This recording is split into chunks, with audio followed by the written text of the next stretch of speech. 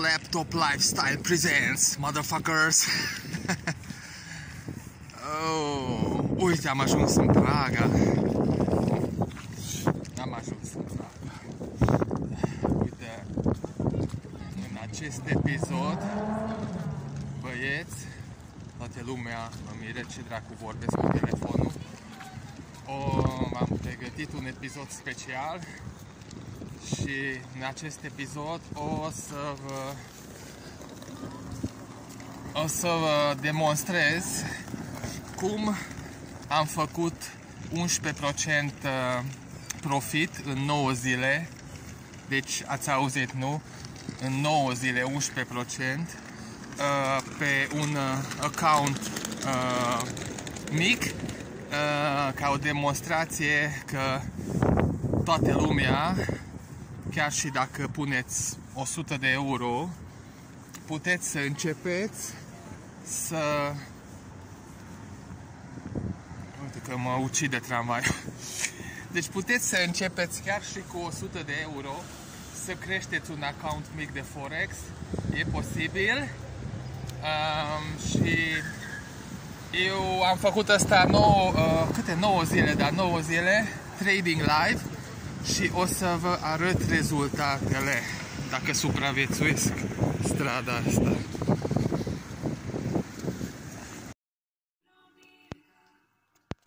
Ciao fraților, venim de acasă și astăzi o să vedem niște rezultaturi live pe un Small Account Challenge. Deci, punctul e să demonstrăm că cineva care are un account mic poate să înceapă cariera în Forex. Hai, vezi că totul e live. Never lose again. Mergem pe un forum aici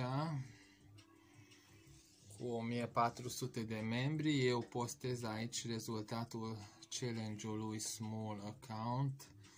Aici vine Zoltan, ca să vedeți că totul este real.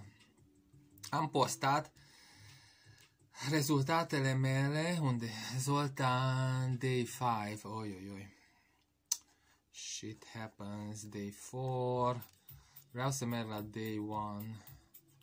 Ok, deci în day 1, care este 20 de februarie, am depozitat 100 de euro. Aici e balansul, vezi?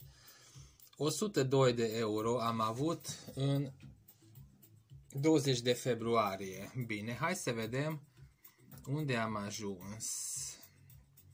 Day 1 am făcut 1%. Am postat toate trade-urile aici, totdeauna. Day 2, încă 1%. O să vedeți imediat. Day 3, 1,3%. Eu stau 2 ore pe Forex ca să obțin aceste rezultaturi. Day 4, unde e rezultatul? Oh, doar jumate de procent. Dar unde e day 4? Nu avem day 4. Oh, a dispărut day 4. Nu știu. Hai mai să vedem aici ce urmează. Aici e ceva. Oh, day 4. Am crezut că a dispărut day 4. Încă jumătate de procent. Să nu uitați, stau 2 ore doar. 28 de februarie, ziua 6-lea, 1,6%. 1 martie, 1,5%. A 7-a zi. Acum 6 day era day 8, ziua 8-a, 1,6% din nou. Aici, deci, fiecare dată postez concret rezultatul, o să vedeți imediat câte te-am pierdut, câte am câștigat. Ce este asta? Day 9. Ziua 9, acum 5 zile, 1,8%. Super. Hai să mai vedem ce am mai postat. Ziua 10, 2 săptămâni au trecut. 0,8%.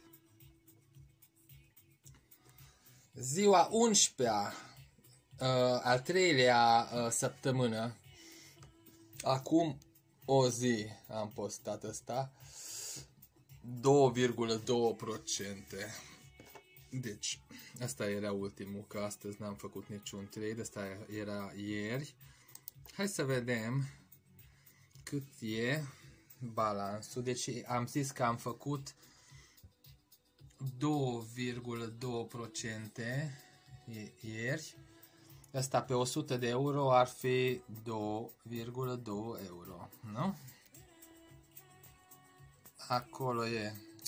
Hai fă zoom, bă, iPhone. Ok.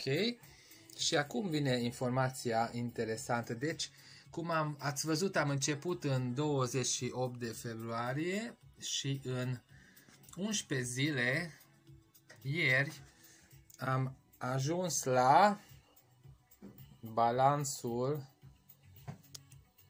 Unde-i balansul meu total? Stați puțin, hai să intru în broker. Aici e. Aproape 118 de euro. Ok. Deci hai să vedeți încă o dată. Balansul este 18 euro profit. Ok, am început cu 2 euro, deci 16 euro. Hai să zicem că 16 euro și astăzi e 9. Deci am făcut trade ieri, ultima dată. Sorry pentru zoom-ul ăsta. Astăzi e 9 martie. Ok, deci ce înseamnă asta? Ce înseamnă asta? Înseamnă că în 11 zile de trading în care am stat fiecare zi cam o oră jumate, 2 ore maximum pe programul de Forex, am reușit să fac 16 euro pe 100. Asta înseamnă, deci acum să nu vă gândiți asupra sumelor, că 16 zilnic a făcut 1 euro, ce dracu, nicio cafea. Nu așa trebuie să gândiți. Trebuie să vedeți aici doar procentajele, deci potențialul programului de Forex. Deci eu am făcut 16% de extra pe balansul meu original în 11 zile, deci în 2 săptămâni am făcut 16%. Ăsta ar fi, hai să fie doar 15. Ăsta ar fi cam 20-30% câștig pe o lună din balansul original. Deci acum o să facem o calculație ce înseamnă să faci 20% pe lună și unde te va duce. Ok. Un moment.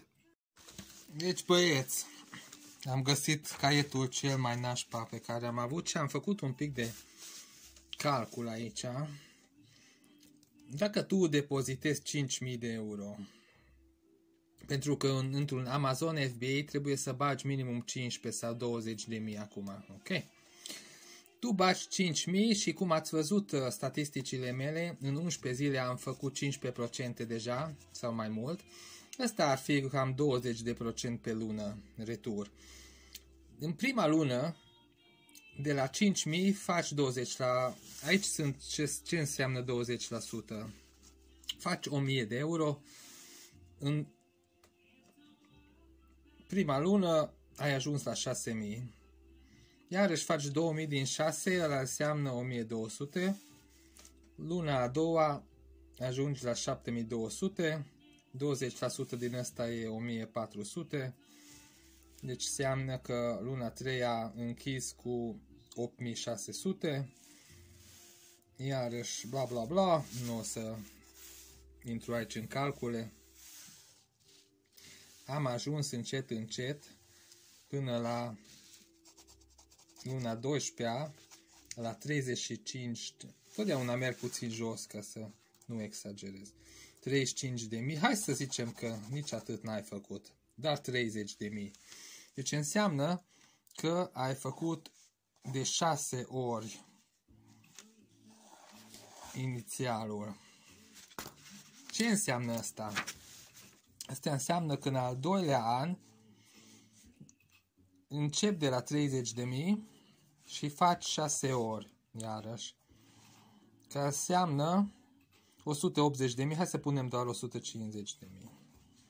Și în finalul treilea, în anul 3, de la 150.000 o să ajungi undeva la 400.000 de euro, aproape jumătate de milion.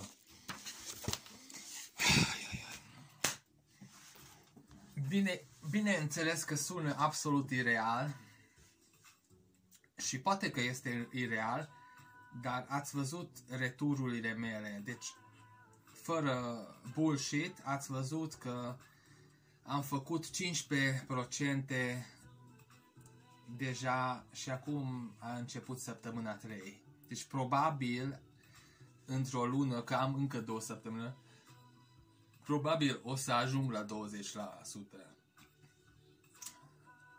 Și dacă faci lunar 20%, din 5.000 de euro, în 3 ani poți să ajungi la 400.000 de euro, aproape jumătate de milion. Sună foarte bine. Deci, concluzia acestui video, dacă tu poți să faci 15 sau 20% return pe contul tău și depozitezi 1000, hai să încep cu 1000. Primul an ajungi la 6000, al doilea an 36.000 și al treilea an cam 150.000 o să fie. De aceea deja probabil n-aș munci niciodată în viața mea. Oricum nu muncesc prea mult. Astăzi o să mă întorc în Mallorca. Am venit puțin acasă în România, dar vreau să scap de a fi înrolat în armată. Și poate că în viitor, dacă vine ceva, nu știu, nenorocire, poate că Forex-ul o să fie planul meu principal, sursa mea principală de venit. Deci, veniturile online sunt viitorul, probabil. Eu nu vreau să mă bag în vânzări, că e extrem de complicat. Eu vreau doar să apăs buy sau sell, 2 butoane. Și să analizez marketul și să fac niște bani. Dacă aș face 15% pe lună, ok, nu mai continuu. Dacă eu o să mai postez videouri, am fost foarte ocupat, nu prea m-am postat. Deci eu o să mai postez videouri, am fost ocupat și am lucrat ceva în turism, deci am zis să Forex-ul pentru mine era un side proiect, dar dacă țin returul ăsta de 15-20%, probabil o să devine full proiect, pentru că și eu vreau să ajung la 100.000 de euro sau mai mult. Probabil o să fac un curs sau mentorat privat și o să și vând metoda asta cu care am făcut 15% în 2 săptămâni. Dacă cineva e interesat. O să fac un video separat dacă pregătesc ceva mentorat sau curs sau sunt gata să vând această exact metoda cum am făcut 15%. Am lucrat vreo un an la alcătuirea acestui metod, indicatoarelor. Necesita un pic de lucru ca să îl optimizez pe totul. Ok, băieți, ăsta a fost pe astăzi. Sper că mâine deja o să fiu în Mallorca și o să fac niște videouri din Mallorca și o să vedem ce subiecte abordăm în Forex, ce vă interesează, tactici sau statistici sau cursuri. Vă salut din Oradea, la revedere, ne vedem în Mallorca. Ciao!